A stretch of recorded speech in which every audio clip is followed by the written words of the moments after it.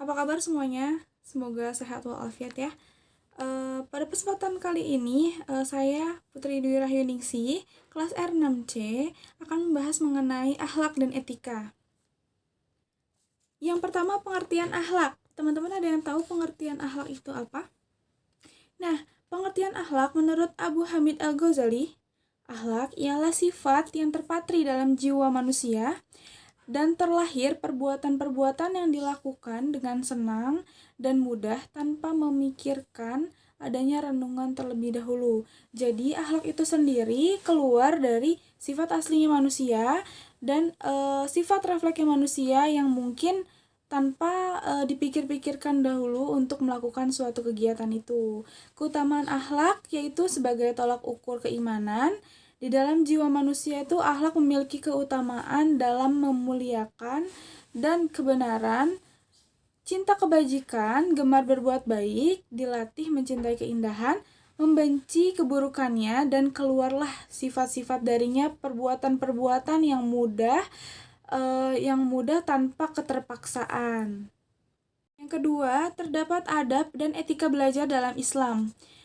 Teman-teman, sebelumnya belajar itu kita harus memperhatikan adab dan etika ya teman-teman. Tanpa adanya adab dan etika, kita tidak bisa untuk mencapai keberkahan dalam belajar tersebut. Nah, dan adab dan etika dalam menuntut ilmu sangatlah diperlukan.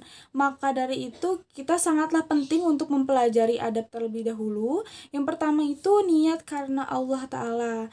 Rasulullah SAW bersabda, barang siapa yang menuntut ilmu syar'i yang semestinya ia lakukan untuk mencari wajah Allah dengan ikhlas, namun ia tidak melakukannya, melainkan untuk mencari keuntungan duniawi, maka ia tidak akan mendapatkan harumnya aroma surga pada hari kiamat. Hadis riwayat Ahmad. Nauzubillah min dzalik ya teman-teman. Nah, demikian kita harus memiliki pendirian dan niat yang lurus dengan memurnikan ketaatan kita kepada Allah Subhanahu wa taala dengan menuntut ilmu sesuai dengan adab dan etika dari Islam. Yang kedua, terdapat selalu berdoa. Dalam menuntut ilmu, kita hendaknya selalu berdoa agar diberi kemudahan dalam menyerap ilmu dan mengamalkannya. Selanjutnya, selalu bersungguh-sungguh. Hendaknya kita bersungguh-sungguh ketika menuntut ilmu untuk mendapatkan ilmu yang bermanfaat, seolah-olah tidak pernah kenyang dengan ilmu yang didapatkan. Hendaknya kita selalu berkeinginan terus-menerus untuk menambah ilmu dalam etika belajar ini. Selanjutnya, menjauhi maksiat untuk bisa mendapatkan ilmu yang bermanfaat dan berkah. Maka dari itu kita perlu menjauhkan diri dari berbagai macam maksiat. Maksiat yang mungkin akan membuat kita otak kita menjadi sulit untuk berkonsentrasi sehingga sangat sulit mengerti pembelajaran yang kita pelajari. Selanjutnya terdapat selalu rendah hati. Nah, dalam belajar kita harus selalu rendah hati, tidak boleh sombong atau orang-orang yang merasa lebih dari orang lain, karena Allah tidak mencintai hamba-hambanya yang sombong. Selanjutnya, memperhatikan penjelasan, fokus dalam menyerap ilmu yang disampaikan. Perlu fokus dalam menyerap ilmu yang disampaikan agar kita mudah untuk mendapat penjelasan yang lebih dari pembelajaran tersebut. Selanjutnya, terdapat diam menyimak. Nah, teman-teman, dalam pembelajaran kita perlu banget yang namanya menyimak. Jangan berbicara, bahkan mengobrol hal yang sama sekali tidak penting, bahkan tidak berhubungan dengan pembelajaran yang sedang disampaikan oleh guru. Dengan ini, diam dan menyimak dapat menambah wawasan untuk mudah kita mengerti pembelajaran yang sedang kita pelajari seperti itu.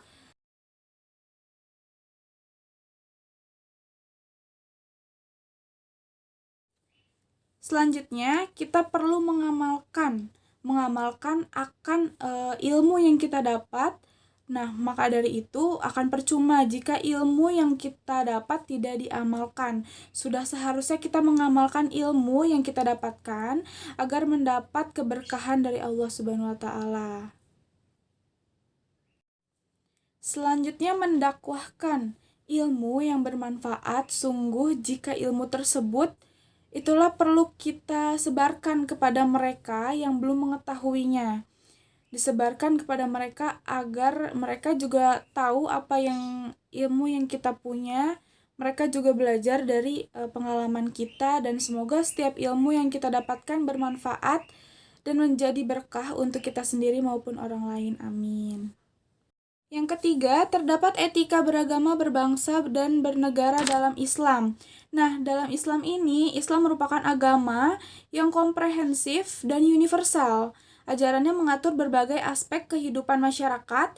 Nilai-nilai Islam dapat dipakai untuk mencapai kemajuan dan kedamaian, bukan hanya oleh Muslim, tetapi juga non-Muslim. Nah, Islam sendiri bukan agama pembunuh yang menjadi ancaman bagi golongan tertentu, tetapi Islam adalah sumber keadilan yang melindungi masyarakat dari tindakan kezaliman.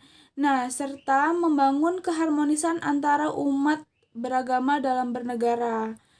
Gitu teman-teman. Nah, etika sendiri beragama dalam Islam jelas menjunjung tinggi nilai-nilai kemanusiaan, karena Islam mengutamakan prinsip musyawarah. Dengan bermusyawarah kita dapat mencapai mufakat ya teman-teman. Nah, dalam Quran surat Ali Imran ayat 159 yang artinya bermusyawarahlah untuk berbagai urusan. Nah, inti beragama dalam Islam adalah kemampuan dalam mewujudkan keadilan di tengah-tengah masyarakat. Oke, seperti itu teman-teman. Dan yang terakhir, terdapat prinsip demokrasi dalam Islam. Yang pertama, musyawarah atau asyura. Nah, prinsip ini menjelaskan cara pengambilan keputusan berdasarkan kesepakatan bersama dengan mengutamakan kepentingan umum daripada kepentingan pribadi atau golongan. Yang kedua, adil atau al-adalah. Artinya adalah penegakan hukum di berbagai sektor kehidupan sehingga berjalan adil dan bijaksana bagi semua orang. Dalam Quran surat Al-Maidah ayat 8 yang artinya berlaku adillah karena adil itu lebih dekat dengan takwa, dan bertakwalah kepada Allah, sesungguhnya Allah Maha mengetahui apa yang kamu kerjakan. Yang ketiga, memenuhi kepercayaan al-amanah. Setiap orang yang terlibat dalam demokrasi wajib menjaga amanahnya yang dititipkan saat musyawarah. Nah, dalam Quran surat An-Nisa ayat 58 yang artinya, sesungguhnya Allah menyuruh kamu menyampaikan amanat kepada yang berhak menerimanya, dan menyuruh kamu apabila menetapkan hukum di antara manusia supaya kamu mendapatkan dengan adil. Yang keempat, terdapat tanggung jawab atau al-musuliyah. Setiap muslim wajib menyadari jabatan dan kekuasaan adalah merupakan amanah yang harus dilaksanakan. Mereka yang dititipi amanah wajib bertanggung jawab di depan Allah Subhanahu wa taala, dan yang mempercayakannya, Nabi Muhammad SAW telah mengingatkan prinsip tanggung jawab dalam hadisnya, yang artinya setiap kalian adalah pemimpin dan setiap kalian akan dimintai pertanggungjawabannya. Hadis riwayat Bukhari. Dan yang terakhir, terdapat kebebasan atau al-hurriyah. Bagi seorang muslim, kebebasan wajib ditetapkan selaras dengan bertanggung jawab. Jangan sampai kebebasan yang dilakukan itu tanpa terkendali hingga merugikan lingkungan sekitar. Dalam Quran surat Ali Imran ayat 104 yang artinya, dan hendaklah ada di antara kamu segolongan umat yang menyeru kepada kebajikan, menyuruh kepada yang ma'ruf dan mencegah dari yang munkar. Merekalah orang-orang yang beruntung. Nah, demikian ya teman-teman. Semoga ilmu yang saya sampaikan bermanfaat. Sekian, terima kasih. Wassalamualaikum warahmatullahi wabarakatuh.